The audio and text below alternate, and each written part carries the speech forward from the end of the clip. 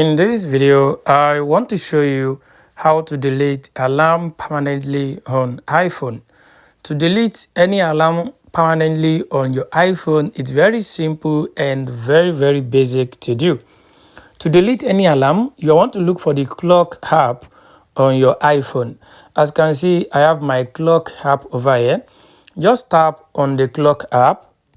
So once you tap on the clock app, it's going to open up your clock for you, and it's going to display all the alarms you have that are currently active on your iPhone. As you can see, I only have one alarm that is active on my iPhone, which says 140. The alarm says 140, as you can see. So to delete this alarm, what you want to do, you just want to swipe left.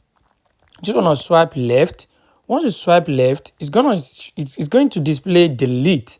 So you just want to tap on that delete.